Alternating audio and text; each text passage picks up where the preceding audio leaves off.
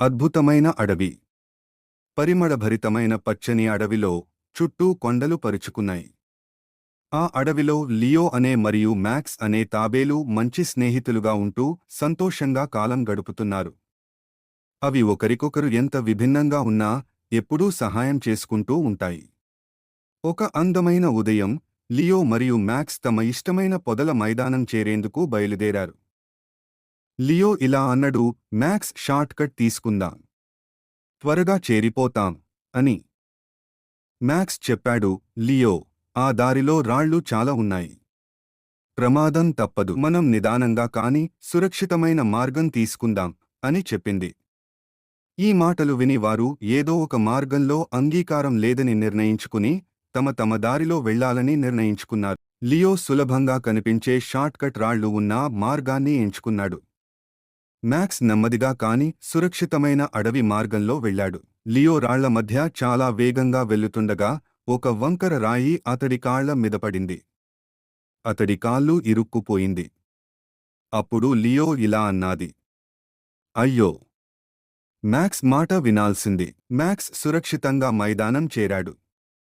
కాని అక్కడ లియో కనబడలేదు. మ్యాక్స్ అనుమానం వచ్చి తను తిరిగి వెనక్కి వెళ్లాలని నిర్ణయించుకున్నాడు. మ్యాక్స్ లియోను చూశాడు. మ్యాక్స్ తన శక్తిని మొత్తం పనిలో పెట్టి రాళ్లను తొలగించాడు. తన ఆహ్లాదం, ప్రేమతో లియోను ఆ ప్రమాదం నుంచి బయటకు తీసుకువచ్చాడు. అప్పుడు లియో ఇలా అన్నది, మ్యాక్స్, నువ్వు నిజమైన స్నేహితుడివి. లియో మ్యాక్స్తో ఇలా చెప్పింది, నేను పొరబాటులో ఉన్నాను. షార్ట్కట్ గురించి మాత్రమే ఆలోచించాను. నువ్వు చెప్పింది వినలేదు. అప్పుడు మ్యాక్స్ చెప్పాడు, ఏమో, పాఠం నేర్చుకున్నావు కాబట్టి సరిపోయింది. లియో మరియు మ్యాక్స్ తమ తగువుతో ప్రారంభమైన ఈ ప్రయాణం పెద్ద పాఠం నేర్పించింది. మనస్పర్ధలు తలెత్తినా మంచి స్నేహితులు ఎల్లప్పుడూ ఒకరినొకరు అర్థం చేసుకుని సరైన మార్గం చూపుతారు. ఈ సంఘటన తర్వాత వాళ్ల స్నేహం మరింత బలపడింది. ఈ కథ మనకు స్నేహం విలువను చెప్తుంది. నిజమైన స్నేహితులు ఒకరికి ఒకరు సహాయం చేయడం ద్వారా తమ బలహీనతలను దాటుకుంటారు.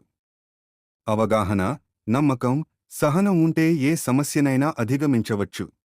అందుకే స్నేహం అనేది కేవలం కలయిక కాదు, అది విశ్వాసం, పరస్పర గౌరవం మరియు మద్దతుతో నిండిన బంధం.